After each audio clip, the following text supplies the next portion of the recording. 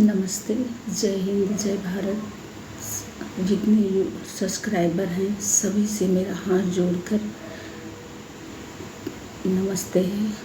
और रात के करीब 1 बज रहे हैं और मेरी नींद खुल गई तो फिर मुझे मेरे पिताजी की याद आने लगी।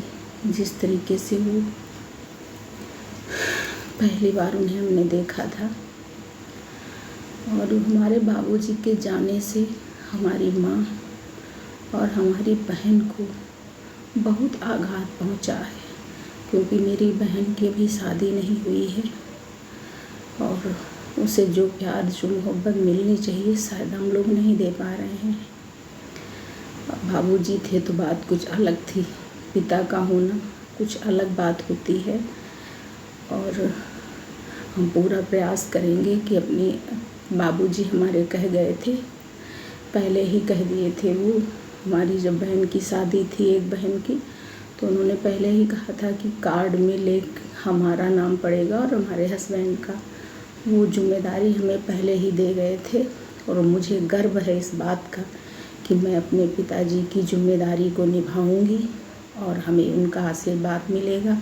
यदि ऐसा कोई रूल होता होगा, भगवान के घर से कोई देखता होगा, तो वो ऊपर से वो हमें देख रहे होंगे तो हमको आशीर्वाद देंगे।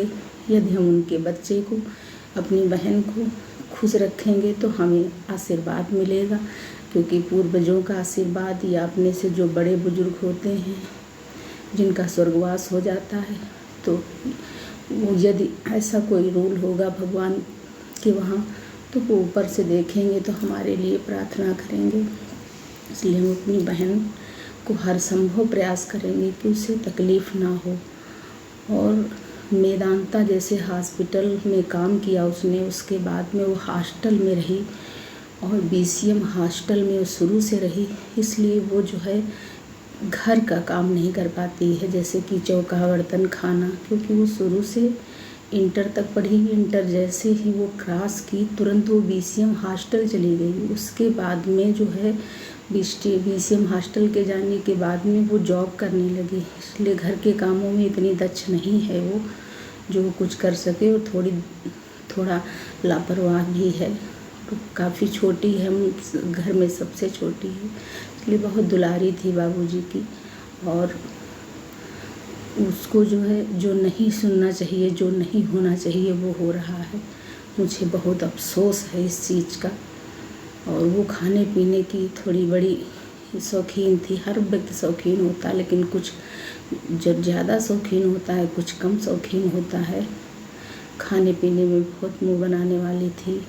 लखनऊ जैसे शहर में रहती थी और अब वो गांजर क्षेत्र एक कस्बे में रह रही है और वहाँ उसका बाप भी नहीं है, वहाँ उसको कोई समझने वाला भी नहीं है। उसे बहुत तकलीफ़ है दोस्तों। कोई ना कोई उपाय करके मैं किसी अधिकारी से कह करके, मैं कोई स्वास्थ्य अधिकारी से पूछ करके मैं अपनी बहन का ट्रांसफ़र कराऊंगी, प्रयास करूंगी वो किसी तरीके से उस दुख से निकल आए। नहीं तो यदि उसे कुछ हो जाएगा तो मैं अपने आप को माफ़ नहीं कर पाऊंगी, क्योंकि अब उसको कुछ भी हो सकता है। वो बहुत बड़ी मुसीबत में है, मैं जानती हूँ, मेरी आत्मा जानती है। और दुख तो वो काट लेते, लेकिन अब जब अपनों से दुख मिलता है तो वो दुख कोई नहीं काट पाता है।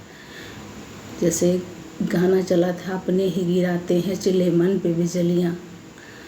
कभी कभी अपनों का दर्द बहुत खलता है, बहुत खलता है।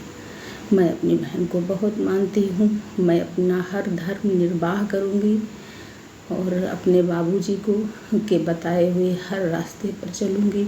जो जिम्मेदारी वो मुझे दे गए थे, मैं उस जिम्मेदारी को निभाते निभाते यदि मैं मर भी जाऊँ तो मैं अपने को सौभाग्यशाली समझूंगी कि मैंने अपने पापा की सारी जिम्मेदारी निभाई। और रही बात, मेरी माँ का पेंशन बन जाएगा, समझ लो बन ही गया मेरी माँ का पेंशन। और मेरे पापा मेरी माँ को अनाथ नहीं छोड़ गए हैं। ऐसा बहुत कम लोगों के पास होता है कि पापा, मेरी माँ किसी के सहारे नहीं है। मेरी माँ को मेरे नाना ने भी ज़मीन दी थी, वो ज़मीन मेरी माँ के पास है।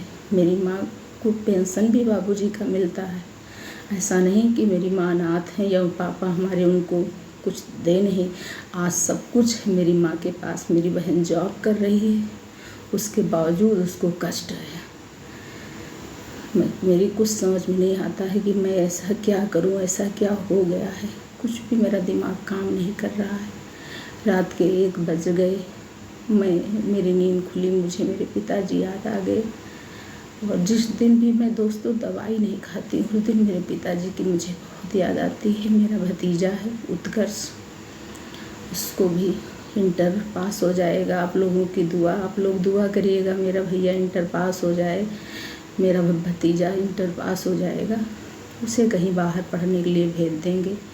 कभी कभी मेरा भतीजा लगता है मेरे पिताजी का अंश है, मेरे पिताजी का दूसरा रूप कभी कभी मुझे लगता है मेरा भतीजा। मैं अपने पिताजी, मेरे पिताजी जो थे बाबूजी हमारे, उत्कर्ष को बहुत मानते थे। जिस तरीके से एक चिड़िया में किसी राजा की जान बसती थी, इसी तरीके से मेरे पिता की जान मेरे उत्कर्ष में बसती थी। उसको बहुत मानते थे। हम लोग उसके लिए भी कुछ न कुछ ऐसा करेंगे जो हमेशा सुखी रहे, और हम लोगों को मानता भी बहुत है। समझ में नहीं आ रहा दोस्तों, हम क्या आप लोगों से कहें क्या ना कहें, इसलिए हमें क्षमा करिएगा कुछ भी समझ के। मैं बहुत परेशान हूँ।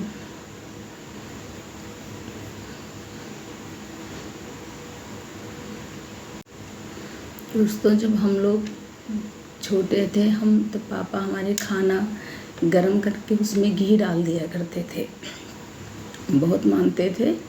और कभी उन्होंने हम लोगों को लड़की समझा ही नहीं, हमेशा लड़कों जैसा प्यार दिया। और हमें गर्व है इस बात का कि मेरे पिताजी कोई बहुत बड़े राजा या बहुत बड़े जिम्मेदार नहीं थे, लेकिन हाँ वो सरकारी कर्मचारी थे और उनका ऑफिस में बड़ा सम्मान था, चूँकि वो हर व्यक्ति का सम्मान करते थे। और मुझे गर्व है इस बात का। कहीं भी निकल जाओ, कोई ये नहीं कहता है कि ये बेईमान की लड़की है या ये खराब व्यक्ति की लड़की है, या वो ऐसे थे या वो दारू शराब पीते थे या कोई अपराध करते थे या कोई गुनाह करते थे। मुझे गर्व है मेरे पिता का, जहाँ भी जाओ मेरे पिता का नाम है। और महेंद्र चाचा भी मेरे पिताजी को बहुत मानते थे, वो एक्सपायर हो गए हैं। नरेंद्र चाचा भी मेरे पिताजी को बहुत मानते थे। मिस्टर नरेंद्र वर्मा और विधायक पहले थे महेंद्र चाचा, वो मेरे पिताजी को बहुत मानते थे। जब भी मेरे पिताजी गांव जाते थे तो पोखरा हो करके जाते थे, और चाचा बहुत मानते थे हमारे बाबूजी को। हमको सबको आंगन में बिठाकर खिलाना पिलाना, हर चीज़ करना, बहुत स्वागत करते थे। वो लोग ब्राह्मणों की बहुत इज्जत करते थे। नरेंद्र चाचा के भाई महेंद्र चाचा, महेंद्र वर्मा पोखरा के, वो हमारे पापा को बहुत मानते थे। हमारे पापा बहुत अच्छे इंसान थे। मैं बहुत परेशान हूँ। और वो कौन सा दिन होगा जिस दिन मैं अपनी बहन को विदा करूँगी। मैं समझती हूँ बहन नहीं, वो मेरी लड़की है।